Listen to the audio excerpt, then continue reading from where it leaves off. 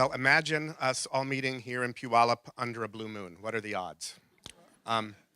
So my name is Michael Rylko. I'm the Senior Technical Coordinator for the Puget Sound National Estuary Program. And for those folks that don't know it, this was one of the first National Estuary programs that was approved in the nation back in 1986. It is probably one of the most sophisticated programs in its ability to achieve outcomes. So what I'm going to be describing today, I hope you have confidence in this because we've been very successful, and I'm going to be describing what we hope is the path forward over the next few years in how we address stormwater in Puget Sound.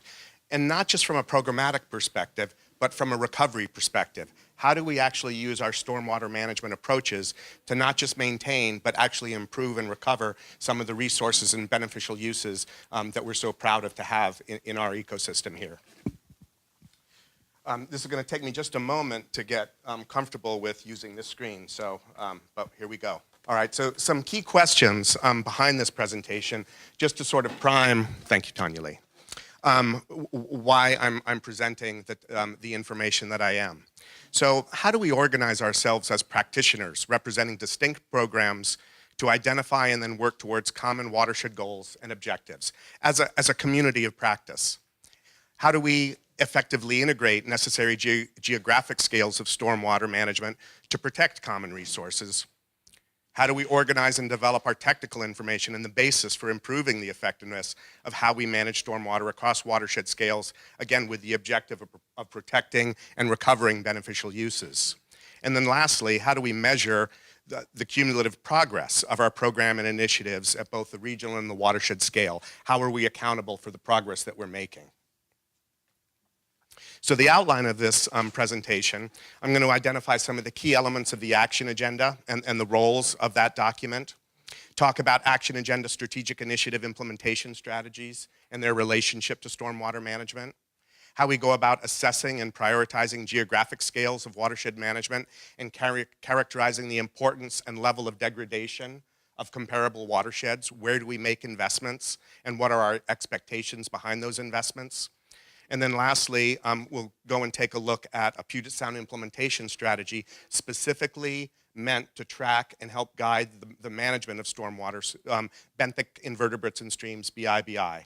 And that would include the types of actions that we really need to implement on the ground, again, not to just implement these programs, but to be successful in recovering the beneficial uses of our waters. So most of what I'm presenting today, if not all of what I'm presenting today, has been developed by really some outstanding teams. I work very closely with the partnership, and they have produced the action agenda, which is really the basis for how we move forward. And then we've got an incredible stormwater team here in Puget Sound, comprised of the Department of Ecology, the Stormwater Center, and the Department of Commerce. And we've received some outstanding support, really, from, especially in this line of work, from King County and also the Puget Sound Institute. So really want to commend the work that's been put in place by those teams. So the Puget Sound Action Agenda is our region's shared roadmap for the recovery of this ecosystem and its resources. And the action agenda outlines the regional strategies, specific actions needed to more effectively protect and restore the sound, and its contributing watersheds. So when we talk about Puget Sound, this is a basin scale initiative, and the watersheds are clearly key in driving the conditions of Puget Sound itself. So there's actually three elements to the action agenda, and I'm really going to speak to two today. The first is the comprehensive plan. This really charts the course for how we organize ourselves and support the long-term protection of the recovery of Puget Sound. It integrates regional and local processes and approaches, identifies strategic initiatives as the base for initiating work on some of our key lines of work, including stormwater, habitat protection and restoration, Chinook recovery, and the protection and recovery of our shellfish beds. The second part of the action agenda is the implementation plan. And this is really the action component. And this is where the implementation strategies are meant to play a role in guiding how we prioritize and identify the specific actions that we need to implement and where we need to implement those particular actions. And then, of course, ongoing programs are incredibly important to these implementation strategies.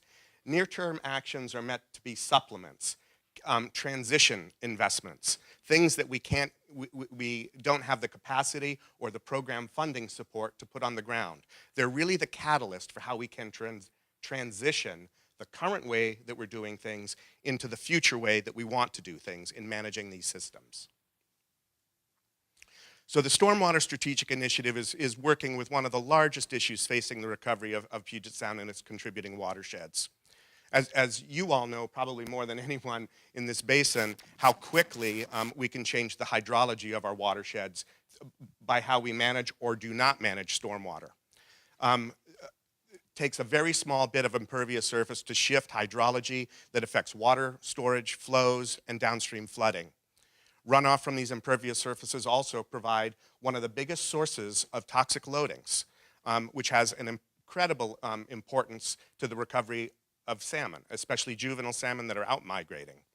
And then stormwater also affects the physical functions and the physical habitat of our stream systems, also very important. So, got a little introduction about the action agenda and the role of implementation strategies. So what is an implementation strategy? So it really develops the basis and supporting information to guide implementation and program and mechanisms for a specific recovery target. So this is meant to be very focused and not a generalized action plan, but a very focused approach, again, to try and achieve the targets that we've identified. It identifies the actions needed, the barriers, the relationships, conflicts, opportunities, and it also helps us identify the funding priorities. So Puget Sound Action Agenda has initiated or has identified 7 implementation strategies that are directly related to stormwater. The 2 that are being picked up by our stormwater team that I introduced a little bit earlier are toxics in fish and benthic insects in streams, or B-BIBI. And I'm going to end up going through the B-BIBI implementation strategy as an illustration of how these pieces come together and really what an implementation strategy could do for you. So the B-BIBI implementation strategy. So the vital sign recovery target, the objective here, is to protect all of the excellent Puget Sound streams, or all of the streams that are in excellent status, and then to improve at least 30 streams that are in a fair category to bring them up to good.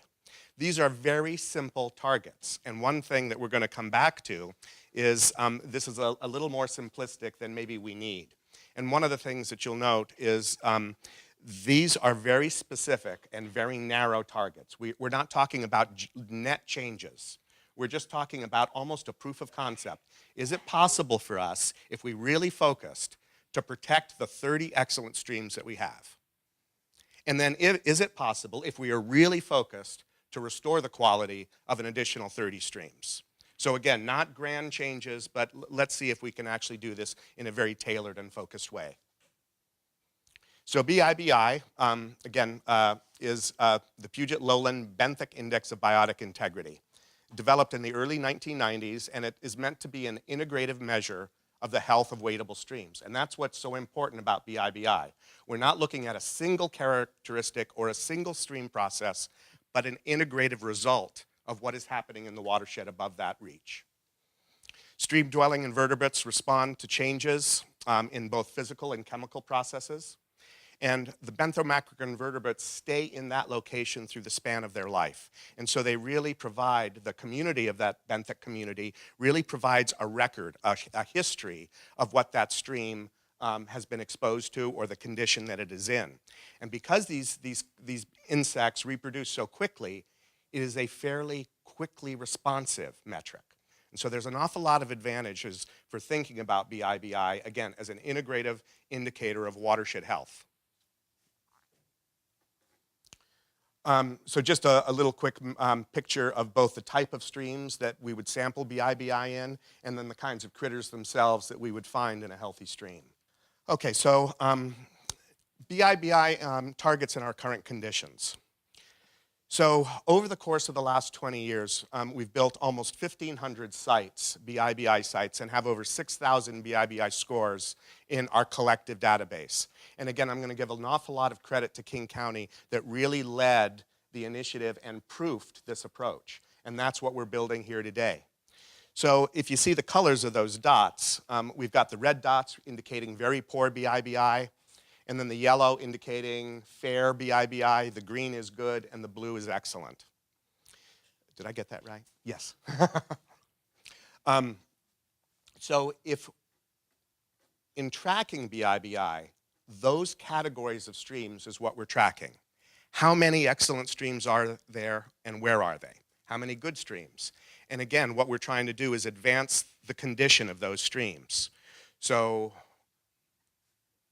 again, the target, right, is how many streams can we move shift categories? So can we shift from fair to good, and can we protect excellent, and just what is sort of the spread of the conditions of our streams across the basin? So because it's a standardized scoring system, again, it is a very effective tool in measuring and ranking the health and comparing the quality of different streams. So this is the first recovery target. You see excellent streams there, and we're comparing two different time periods, the 2006 from 2009 to this most recent 3-year period. And you see that little dot there above the no change or right under the excellent streams. That was our target. We were intending to protect all of those excellent streams. Well, we actually lost 11 streams in quality from excellent to good during this reporting period. Interestingly enough, though, we also recovered 12 streams that went from good to excellent. So there was a net shift. So even though it looks like we are clearly not meeting the target, if this had been a net target, we actually would have advanced the quality of at least 2 watersheds over this reporting period. So again, as a proof of concept, this seems workable and it seems responsive to the information and the kinds of trend assessment that we need. So going to the fair streams for a minute. There, again, it was, can we improve the quality of 30 streams from fair to good? And actually, we did that. Comparatively, though, we also lost 28 streams with downgrades. So even though technically we're meeting the recovery target, on balance, we've not lost ground through these 2 reporting periods, really in either the excellent or the good streams. Now, we think about that. We're going back to 2006, so almost a decade. We've added probably 1 million people to this basin in that period of time, and we have not lost ground on the overall net quality of our wadeable streams. So again, I think the management, the actions that you folks are putting on the ground, the strategies that we're putting in place are playing out. So this is, again, where I'd encourage confidence in these processes and approaches. We can make a difference here. Whoops, wrong way. So again, the summary. We're not literally meeting our excellent protection target. We are literally meeting our restoration target, but we need to rethink this target in the years ahead, although we're pretty close in being able to do that. Okay, so we've talked about the target. We've talked about how we measure this target and organize it so that we're able to track it. Now we've got to figure out where are the best places to invest ourselves and our time in trying to achieve this target. And again, B-BIBI, a very localized metric in the stream system, very small scale tributary, and we're trying to advance the protection of Puget Sound. So how do we match where we're putting our local efforts in a way that we're really maximizing the opportunity and the benefits for our resources? So this is what this next section is going to go through, how we work across scales to both prioritize, and not just prioritize, but also to match our expectations. What can we achieve in this particular tributary or stream reach? We know that we're not going to get back to natural conditions or historic conditions in many of these places. We know that we can make improvements, but this watershed characterization approach, again, is meant to do 2 things. Help us focus geographically and work across scales in doing that, and then really trying to match our expectations of what we're trying to achieve in the places that we identify. So there's 2 axes here. The vertical axis is the level of importance, and then the horizontal axis, the level of degradation. So where we have high importance streams that aren't degraded, that's where our protection efforts go. It only makes sense. In streams that are very important but are degraded, That's where we focus our restoration efforts and the kinds of practices that really advance restoration over protection. And there are differences in the menu of practices, and I'm sure that you realize that. Then we've got low importance areas that are already degraded. Well, those are the places we really should be densifying and putting our new development in. That's the place that should be receiving the population increase that's coming our way. So anyway, this is a schematic of how we can go about working across geographic scales, but paying attention to really what we're trying to accomplish. So we apply this, this watershed characterization matrix across all of the watersheds of Puget Sound, and we get a pattern like this. Not surprising, but it gives us a basis to work from. The other thing that's really beautiful about this tool is that we could apply this tool in the same way that I just described it at any scale, and we can apply any stream process to it. We could ask, where is the hydrology most degraded, and where is it most important? We can ask, where is the habitat most important and most degraded? So we can really focus on specific stream processes, and again, work across a very complex and large system of watershed scales. So, for example, an output might be where are the best watersheds or the most appropriate watersheds for investing stormwater retrofit. We could also, again, drop this down once we've identified those catchments. Well, let's start looking into the sub-tributary systems. And this is really the benefit to you. So we're in your watershed, and we see that there's a number of tributaries, and they're sort of following the same pattern where you've got some places that are in very good shape and are important, and other areas that are degraded, and our expectations of those areas would be very different. Ideally, we then find those particular reaches or small tributaries. We've got a sense of our expectation. This is a scale that is very easy for conducting assessments. Instead of conducting watershed assessments at grand scales, let's get down to the management scale, that tributary or reach where we're really trying to make a difference. And our process on the watershed characterization has taken us down from the Grand Puget Sound into this little tributary of Japanese Creek and Mukilteo. So the matrix here shows tributary systems. There are 3 small creeks in this one particular tributary. It gives us the assessment results, that middle column, of the kinds of issues that those reaches are facing, and then the management prescriptions are on the far right. So again, we've gone from a grand scale down to a very tight scale, and we know what to do in that particular system. Okay, so we've got our recovery target that we're trying to achieve. We've got a system for working down and prioritizing and finding these places. Now, what do we do once we're in those places? And this is where the implementation strategy really starts to kick in. Remember, it's the how. How do we go about trying to achieve this particular recovery target? So the first step in the implementation strategy is to build a starter package. What is our current state of knowledge on this particular topic? So we introduce the particular recovery strategy, talk about why it's relevant, talk about the information that's available, the pressures associated with that recovery strategy, the stream processes or watershed processes that are being affected or need to be stabilized or restored to achieve that target, protection strategies, uncertainties, supporting programs, pathways to improving the vital sign, as we were talking about a little bit earlier through my example, the effectiveness of different types of approaches, the known social, economic, political barriers. Again, a state of the knowledge document. So from that, we can actually start then developing the implementation strategy itself.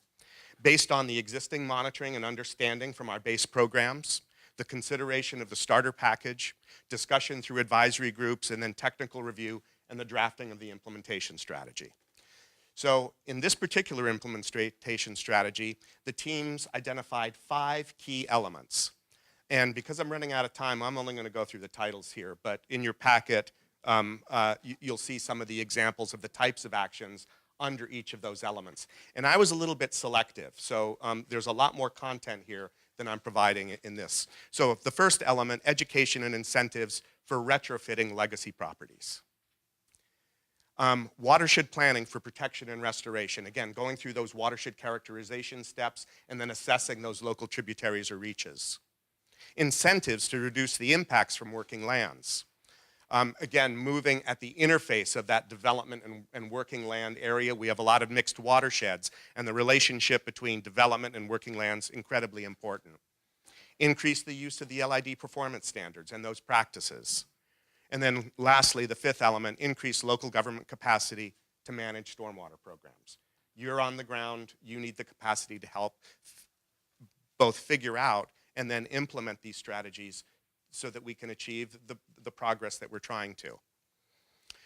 So the summary notes here is that the action agenda really is intended to focus our efforts on achievable goals and recovery targets. And it's meant to bring us together as a community of practice so that we're not siloed in our individual communities or programs, but we're part of a community that's trying to solve a problem to protect and restore the watersheds of our sound. A lot of our state and federal and local programs are already built to be implemented at watershed scales. So this is not an ambitious transition. This is a direction that we're already heading as a community of practice. The last point I'll make is where is as important as what or when. And really, again, the targeting processes of being very thoughtful about where we're putting our investments and understanding why we're putting those investments in place is really going to be important to our success over the years. Everything that was in this presentation is captured by this set of links, which is in your package, so please refer back. There's amazing content in these websites if you haven't already visited them. So thank you so much for coming. We really look forward to working with you both through the workshop and in the years ahead. So thanks for being here, and I think I've got a few minutes for questions.